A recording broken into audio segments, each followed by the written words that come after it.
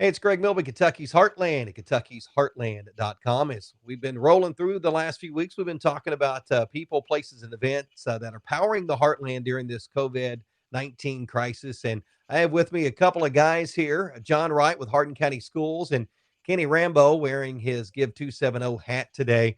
Wanted to bring John in because, John, I know, well, with spring break, you would think that you would be taking some time off, but no, you're not taking any time off. You've been out delivering meals to seniors, and we've come across something that we need some assistance from our community on.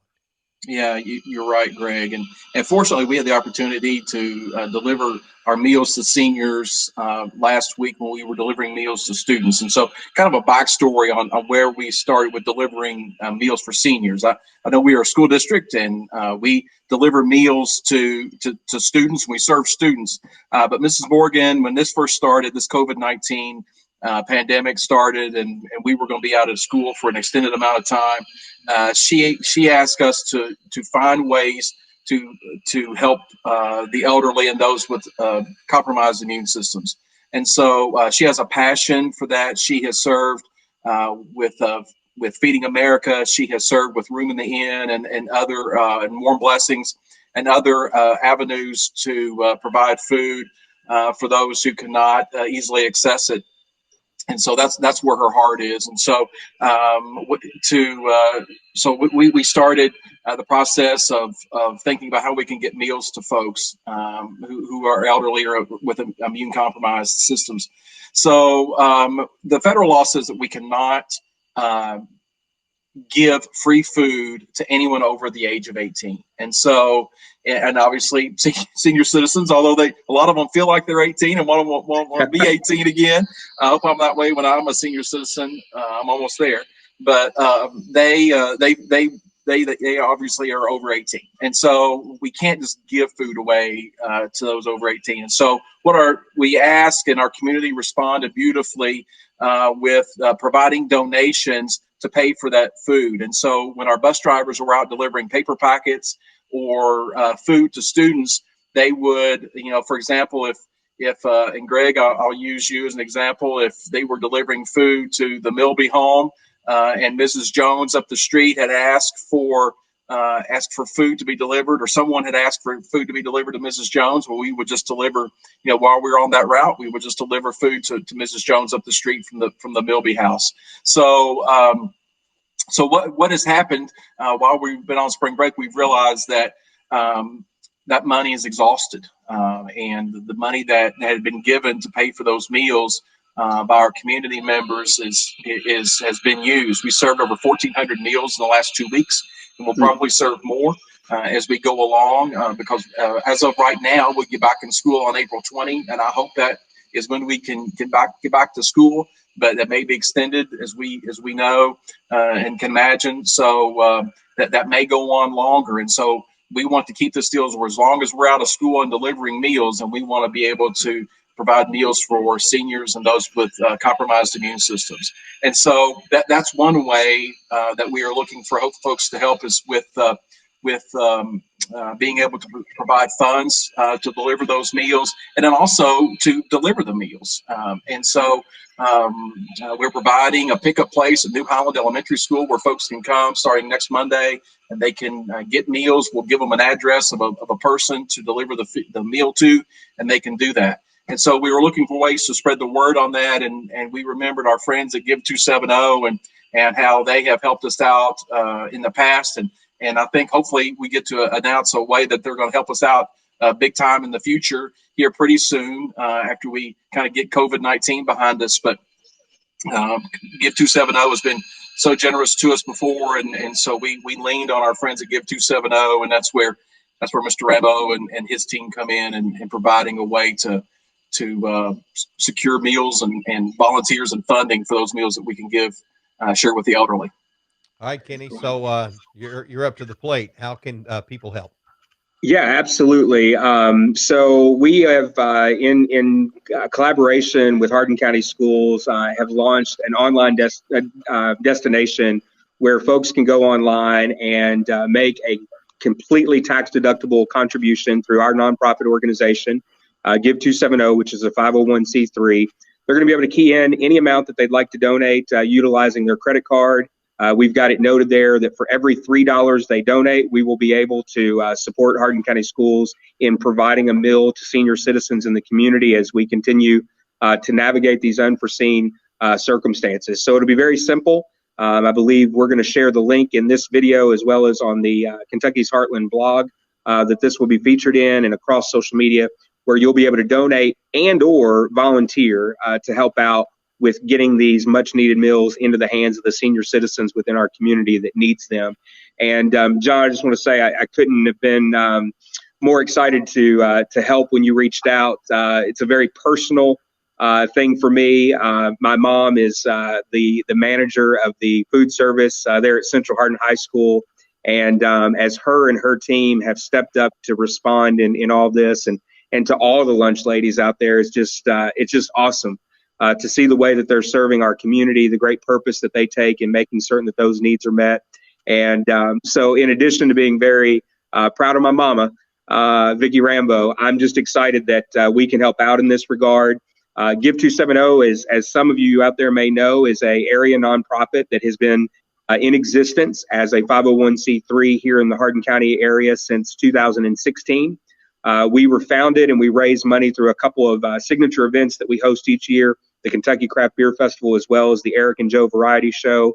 And those efforts have resulted in us being able to give nearly $60,000 in our first 3 years of existence. As we enter into our 5th year, we're very excited to be a part of this program. And since large-scale events are not in style anymore, what we're looking to is to provide a completely online platform where folks can go in, fill out a web form, determine the amount that they'd like to give, and everything helps. Anything as little as, donating $3 will take care of a meal for a senior. Or if you are someone that's in a position or a business that is in a position to do more, this will meet a very tangible need right here in our community in Hardin County, as all of these proceeds will be moved directly to Hardin County Schools to facilitate getting these meals into the hands of senior citizens. It's one of the things we've talked about a lot that Kentucky's Heartland was designed to do, was to share the stories so other people can get involved, because we have a very giving community. So John, yes, that we do. Just on a scale of what we're talking about, how many meals are we talking about a week that you're delivering right now? Yeah, so we started this. We started delivery. Probably didn't get into it in earnest until probably about Wednesday or Thursday of the first week that we were out of school. And so, believe it or not, that's already been 2 weeks. I know parents probably think it's been 2 months, but it's only been 2 weeks that we've been out of school. And so we really got into it then. And so that's 5 days last week and about 2 or 3 days from the week before. So 1,400 meals. So you can do the math on that. That's how. And here's what's happening to you, Greg. It can happen in so many ways. Someone may call us and say, "Hey, my next door neighbor may need some meals. I'm going to go in and pay for those meals for her or him." And then we have several things like this is where an elderly set of parents, or maybe an elderly father or a mother that lives in our community with the compromised immune system, obviously can't get out during this COVID-19 pandemic. And so their child that lives out of town, or maybe a grandchild, has been calling or contributing. And so it's been unique to see there's so many different ways of folks requesting and needing these meals. And so just to piggyback on that, so there is a form that we've kind of taken down at the moment on our website, and then on Monday we'll put it back up. It's a form that people can use to say, "Hey, I need a meal." Here's the Google. It's a Google form. It's very easy to fill out, and so that form will be back up on Monday. And then we have, until we started our partnership with 270, the only way we had ways to take charitable contributions was through the Hardin County Schools Performing Arts Center's website. And so that will continue because we've pushed that already, but this is just another avenue. And so we appreciate the folks that give, Kenny and the folks that give 270, for helping us, and they will be providing that money is not going to stay with Give 270. They will be providing that check to us weekly or however often Kenny can write a check. So we'll take that. But no, we're just fortunate that we have the community partners and the opportunities to be able to provide. We're all in this together, like the governor says, and we want to get, just make sure that everybody gets what they need. All right, so we're talking $3 And John, per I'll meal, just and that's a great opportunity for people. Think about what you can give, and try to give that. Do the math. So I think Jennifer and I have already here in the Milby House have discussed what we can do for that because we know how important it is. Kenny, you had something? Yeah, I was just going to point out again, by doing this through the Give 270 website that we'll be sharing a link to as part of this post, this will be, again, a tax-deductible contribution to an eligible 501c3 nonprofit.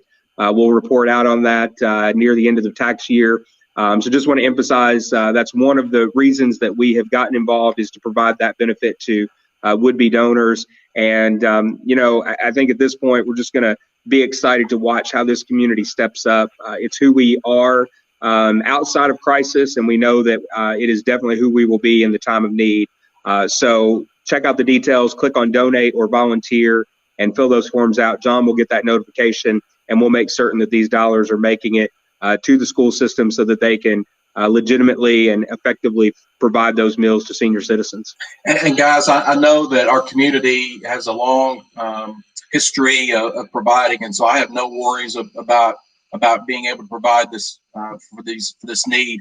But and I know we're going to have extra money because that's just the way our community is. And so I talked to Mrs. Morgan this morning, and Feeding America, who provides our backpack program, they will receive the extra funds. So if we have, I'm hoping that we get out of this on April 20. Let's go. Let's keep our fingers crossed. But and we go back to school. But when we get out of this and we have those extra funds, we're going to give those extra funds to Feeding America because they provide so much for our students with the backpack program. And so those funds will go to that, and so it will ultimately help the students in our district who benefit from that backpack program. So that's where the extra money will go to. All right, we're coming to make it. Yep. And we've been fortunate to work with those folks at Feeding America in the past through Give 270. Thanks in large part to our strategic partnership with United Way of Central Kentucky. I'd be remiss if I didn't thank them for the way that they have supported and partnered with Give 270 over the years and helped us to benefit organizations, including Feeding America, Mission Hope for Kids, Helping Hand of Hope. The list goes on and on. This will be the other, hopefully, great story that we'll have to tell about the way that this community has stepped up to help meet an unmet need. All right, you can find the information on the blog post at kentuckysheartland.com. We're helping people out, folks. John, I appreciate the time. Kenny, I thank you, too, for your time. And it's just great to see everybody coming together to make a difference. When times get tough, this community really gets going. And I appreciate the time, and look forward to seeing what difference we make here in the next few weeks. Absolutely. Thank you, guys. One more thing. Go ahead, Kenny. I just have one more quick thing. Hi, Mom. That's right. Hey, Kenny's mom is a living legend, by the way, at Central Hardin High School. There are generations of students that know Vicki Rambo and admire her, especially for having the tribulations of raising young Kenny. So she is a legend, by the way. She should be should be applying for sainthood after raising kids. So, there you go. That's right. He's Kenny Rambo. Fair enough. He's That's Kenny right. Rambo. And hey, remind parents and students your non-traditional instruction will start again on Tuesday. We need that Monday to get back in the swing of things. We wanted to give our teachers. I know they've been working. It's silly to say that they've had a break, but especially with you can't go anywhere. But we want to give our teachers some time on Monday to get things back in the swing of things, and so NCI will start back again on Tuesday. All right, he's John Wright with Hardin County Schools. That's Kenny Rambo with Give 270. I'm Greg Milby, community storyteller for Kentucky's Heartland. Again, all that information is on the blog post at kentuckysheartland.com. Thanks for watching.